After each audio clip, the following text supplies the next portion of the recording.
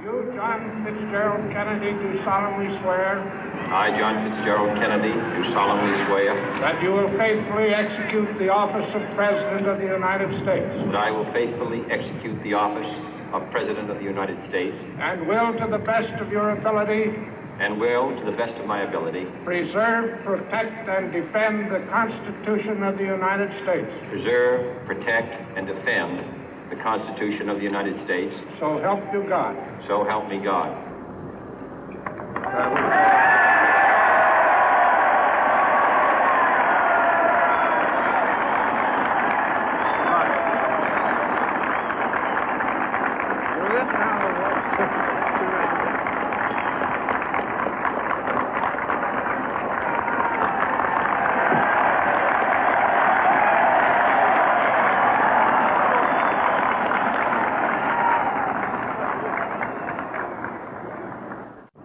Vice President Johnson, Mr. Speaker, Mr. Chief Justice, President Eisenhower, Vice President Nixon, President Truman, Reverend clergy, fellow citizens. We observe today not a victory of party, but a celebration of freedom, symbolizing an end as well as a beginning, signifying renewal as well as change. For I have sworn before you and Almighty God the same solemn oath our forebears prescribed nearly a century and 3/4 ago. The world is very different now, for man holds in his mortal hands the power to abolish all forms of human poverty and all forms of human life. And yet the same revolutionary beliefs for which our forebears fought are still at issue around the globe. The belief that the rights of man come not from the generosity of the state, but from the hand of God. We dare not forget today that we are the heirs of that first revolution.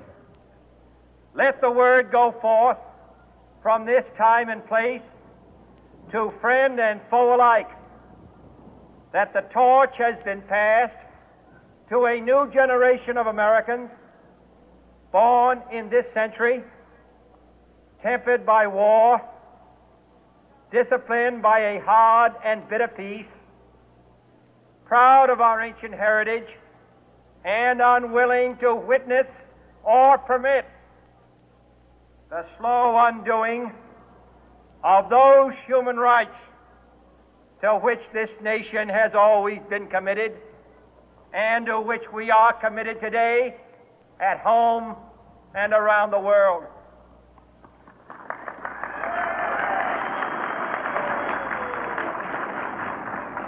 Let every nation know, whether it wishes us well or ill, that we shall pay any price, bear any burden, meet any hardship, support any friend, oppose any foe to assure the survival and the success of liberty.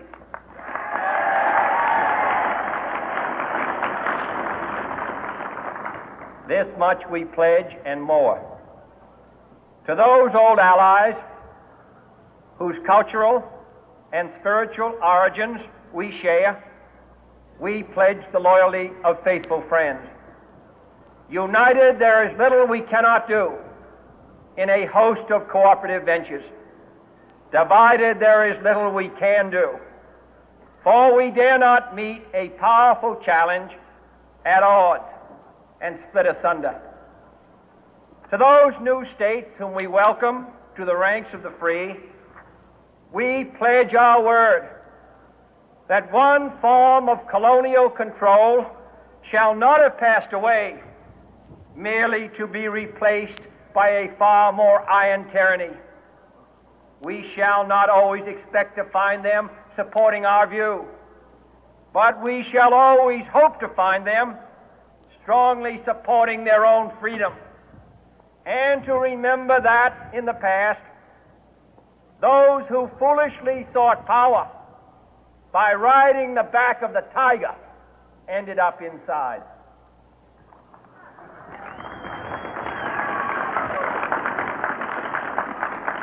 To those people in the huts and villages of half the globe struggling to break the bonds of mass misery, we pledge our best efforts to help them help themselves for whatever period is required, not because the communists may be doing it, not because we seek their votes, but because it is right.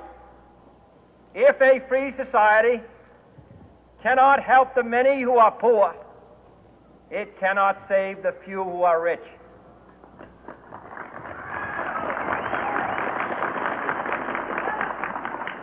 To our sister republics south of our border, we offer a special pledge to convert our good words into good deeds, in a new alliance for progress, to assist free men and free governments in casting off the chains of poverty. But this peaceful revolution of hope cannot become the prey of hostile powers. Let all our neighbors know that we shall join with them to oppose aggression or subversion anywhere in the Americas. And let every other power know that this hemisphere intends to remain the master of its own house.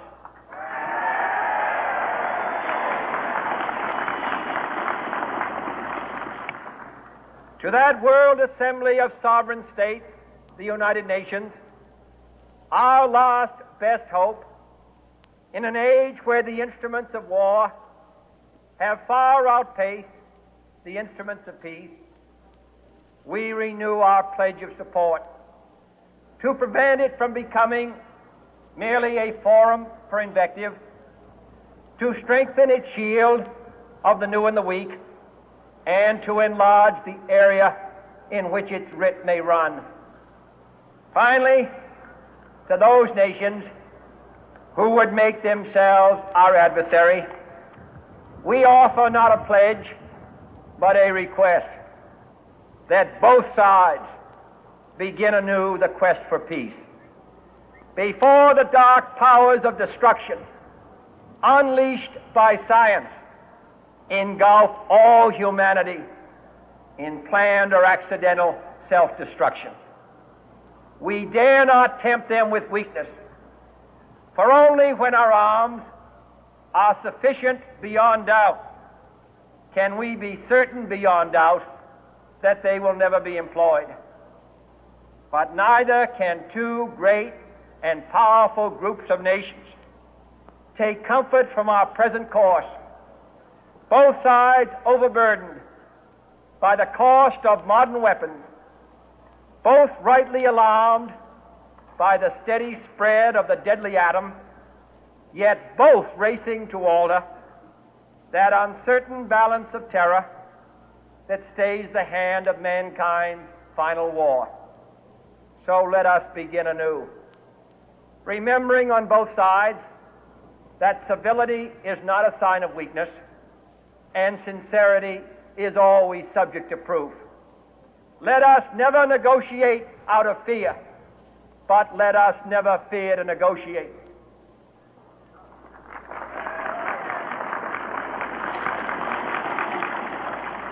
Let both sides explore what problems unite us, instead of belaboring those problems which divide us. Let both sides, for the first time, formulate serious and precise proposals for the inspection and control of arms, and bring the absolute power to destroy other nations under the absolute control of all nations.